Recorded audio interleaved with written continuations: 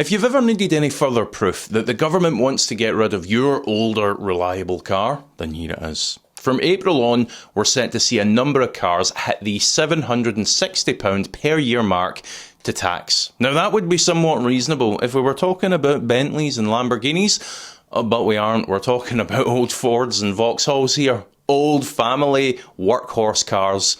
And the crazy thing is, some of these cars, they're not even going to be worth £800 now. So what we're seeing more and more of is they're just being scrapped. They've become uneconomical to run, to fix, so they're just being thrown away. In the government's quest of environmental consciousness, we are now scrapping perfectly good, reliable cars. I'm starting to think it was never really about the environment after all. Anyway, let me give the heads up on some of the worst hit models so you can avoid this trap. First is the early Audi TTs. You know, the ones that came with the 1.8T engine?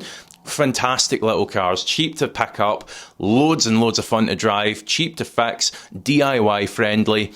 Just great cars, exactly what you want at this kind of price point. Well, these from April on are set to be taxed at the eye-watering rate of £760. And it's a good example in this list because it shows you the kind of cheap to buy, enjoyable little cars that they're going after that are seeing these increases. You're probably not expecting, having bought a car so cheap, to be hit with almost 800 quid of road tax, but that's exactly what's going to happen.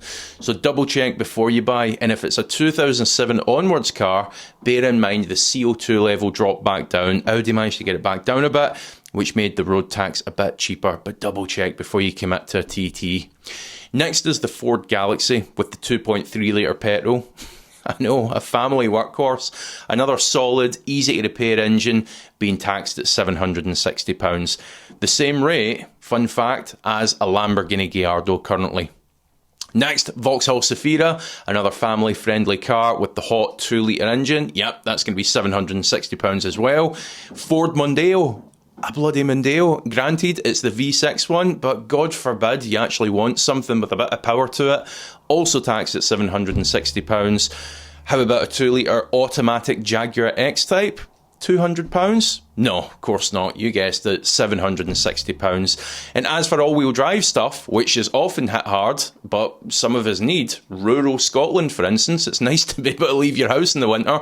Subaru Forester, great choice, or a Freelander with the i6 engine, again, £760. Now, there's a few others in this list, but I'm sure you're getting the general idea here. And here's the thing that makes it really ridiculous. We have got an affordability crisis in the UK. Cars are more expensive than they've ever been before, both new and used. I don't know how families manage it nowadays. I don't know how they go out there and manage to take on two cars with £300-400 car payments, maybe more, and then pay tax and insurance and everything else. I don't know how they're doing it, but obviously they're finding a way. The other thing is new cars. As we've spoken about countless times on this channel before, they're becoming far more complicated. They're becoming far harder to fix, whether that's a simple brake job that needs a £2,000 computer and a subscription, or a bulb that needs a £500 module to fix. Nothing shocks me anymore when it comes to the newer cars. The one thing that all these cars on this list, which are being taxed to the moon, share is they're quite easy and cheap to fix and keep running. And in most cases, you can DIY them. You can find ways to fix them. You can find guides online. Basic tool sets will allow you to perform most jobs on them. You can sort them in your driveway.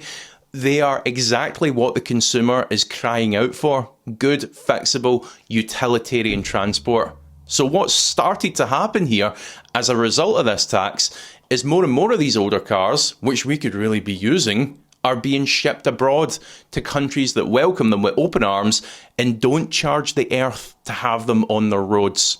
Now, I would far rather see this happen than them just be scrapped, but you know what I'd prefer even more is that the original owner here in the UK continued to get use out of it without being skinned alive. It is criminal to be throwing away good old cars like this. And the big concern is, of course, I'm sure you're thinking it as well, is where's it going to stop? Because we see these year-on-year increases.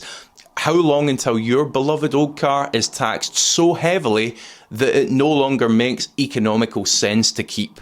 For many of us, we assume it's going to be a mechanical issue or rust or something like that that's eventually going to take it off the roads. Far more likely is it's going to be the tax. If you're buying an older used car, on top of the usual due diligence checks, like vehicle score, which is an HPI checker I talk about a lot on the channel, which looks for, outstanding finance, write-off history, VIN checks, that kind of thing. It's also becoming prudent to look at the tax situation, because what you might think is an absolute bargain could come with the same cost again just to tax it for a year.